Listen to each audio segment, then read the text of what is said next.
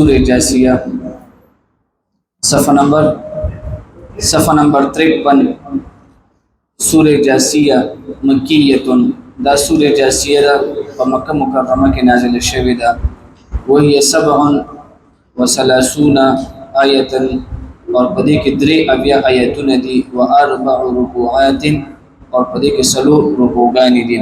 اعوذ بالله من الشیطان الرجیم بسم الله الرحمن الرحیم حمیم تنزيل الكتاب من الله العزيز الحكيم إن في السماوات والأرض لآيات للمؤمنين صدق الله العظيم.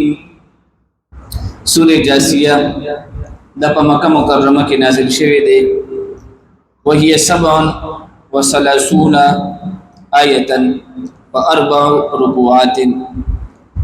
دی صورت تا سورہ جاسیہ زکه ویل کیږي چې په دې کې د جاسیه د لفظ ذکر راغلی دی اخر کې بلاغي وضاحت کیږي. د دې صورت دویم نمبر نوم دی سورہ شریعت او وجه د دې پکې دا ده چې په دې کې د دې خبره حکم دی چې بنده مسلمان د شریعت تابعداري کوي او مسلمان بچ کم دی د خواهشاتو تابعداري ونه کوي نو ځکه د دې صورت ته سورې شریعت هم ویل کیږي.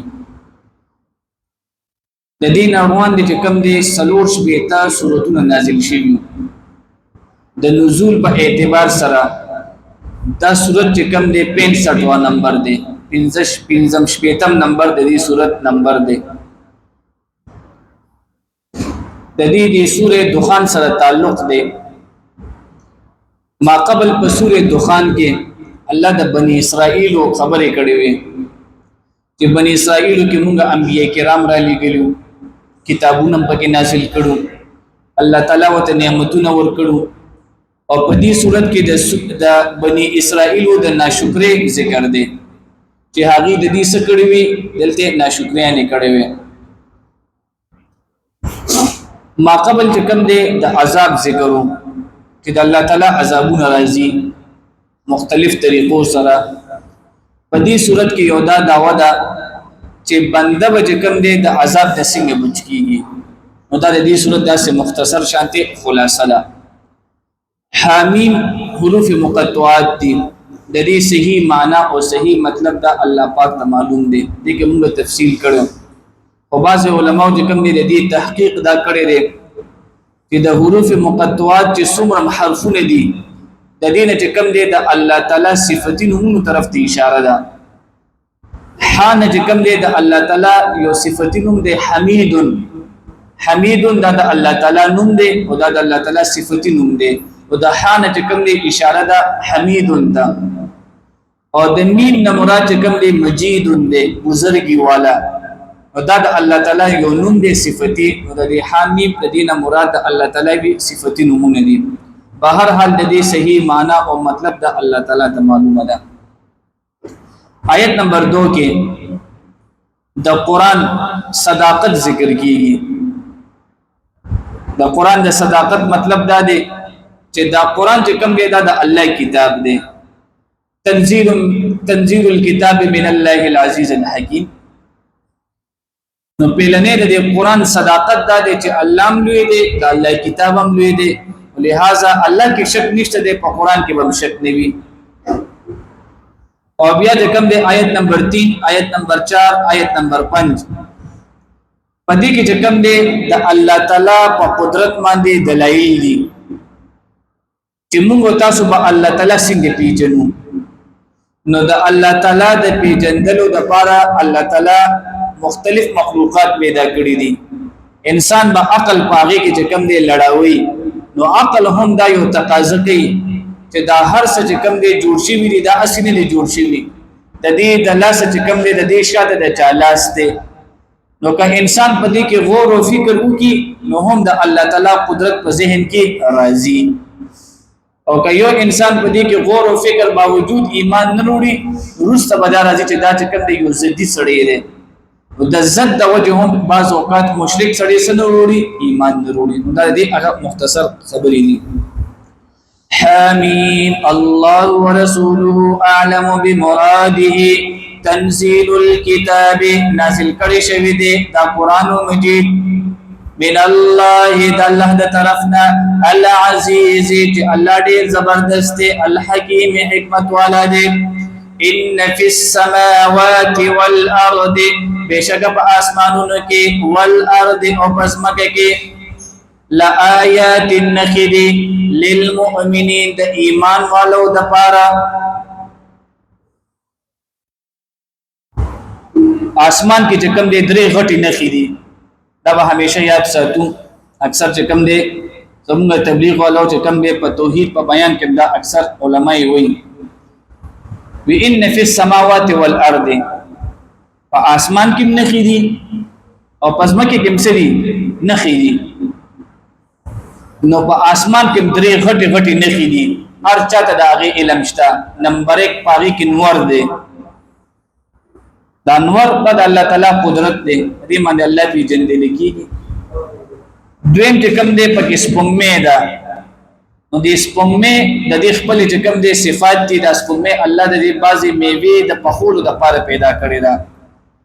او دریم چې کوم دي ستوري دي نو دا درې داسې نخې دي چې دا هر چا ته په نظر راځي نور سپوږمۍ او ستوري.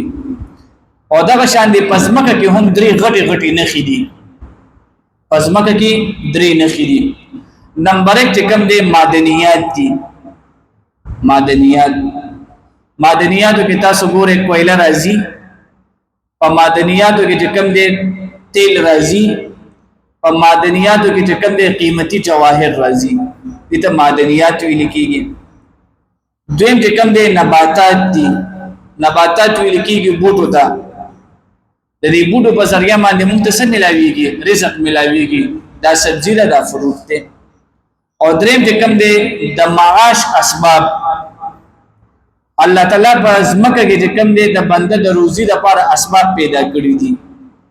دا درې نخې په اسمان کې دي او درې نخې چرته دي دا په ځمکه کې دي هم دي. نو ځکه چې کوم دي لآیات د جمع وروړي دي ولهذا نخې خډيري دي په اسمان کې نخې ډېری دي په ځمکه کې نخې ډېری دي خدري داسې نخې دي چې دا چې کوم دي هر چاته ښکار کیږي.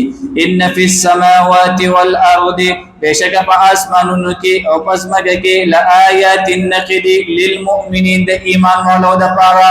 وفي خلقکم الله وی اسمان ته مګورا ځمکه ته مګورا خپل ځان ته وګورا چې د نطفه نه پیدا کی او بیا می کوم دي درې سټیج درمانه د مور په ګډه کې راوستل او بیا چې کله پیدا شولې نو تامه می درې سټیج بیا راوستل. دا ستا بچپن دی دا ستا ځواني ده او دا ستا بوډاپه ده. دا ګوره هر ځکه درې نخې راځي د مور په ګډه کې درې نخې دي. پهلنې چې کوم دی نطفه ده بیا د هغې نه پس لوتړه ده او بیا د هغې نه پس په بدن باندې چې کوم دی اډوکې او دا غوښه راځي. نو د مور په ګډه کې درې نخې دي او چې کله انسان پیدا شي بیا هم درې د باندې سټیج راځي. دا د بچپن دی او بیا چې کوم دی ځواني ده او بیا چې کوم دی څه شي ده بوډاپه مطلب بوډاواله. نو په دې کې چې کوم دی د انسان لپاره نخري چې دا دونه غټ نظام روان دی د الله تعالی قدرت دی. وفي خلقکم استاس په پیدا وخت کې وما يبث من دابه او سچ هغه خوروي لسناورونه زناور به کې یاد کړو. نو دا زناور چې کوم دی ګوره زمون د پاره الله تعالی پیدا کړی دي. نو ځنی زناور هغه مونږ خورو ځنی زناور نه چې کوم دی مونږ پیل شو او ځنی زناور داسې دي چې پاغي باندې مونږ سواریان کو لکه اوخ لکه اس لکه خر. نو دې کوم چې کوم دی د الله تعالی نه خري چې ګوره دا هر یو شی الله تعالی زمونږ لپاره پیدا کړی زمونږه تابع کړی دي. نو دا الله تعالی خپل قدرت باندې عقلي دلایل کوي. آیات النقد لقوم ده قوم ده پاره یوقنون چې یقین کوي واختلاف الليل والنهار او پتلو راتلو د شپې او د ورځې کې.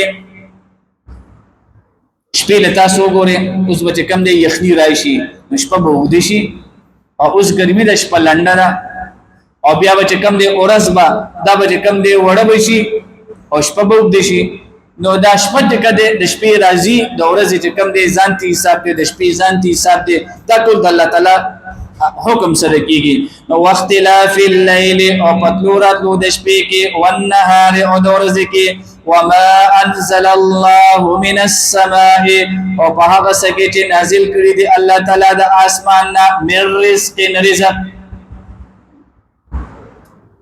نو رزق چې کوم دی بره د اسمان نه راځي دلته رزق نه مراد وګړي ګوره وګ چې کوم دی دا وشي باران وشي دا پسمکه باندې وشي زمکه وی جسد کی داغه نه چې کوم دی مونږ ته نباتات روزي نو رزق نه مراد وګړي فاحيا به الارض بعد موتها بجوند کړه پدې سره د ازمکه بعد موتها پس لمرګ داغینا وتسريف الرياح او پګرزیدلو د هواګانو آیات النخل لقوم يعقلون عقل مند د پاره او اخر دعوانا الحمدلله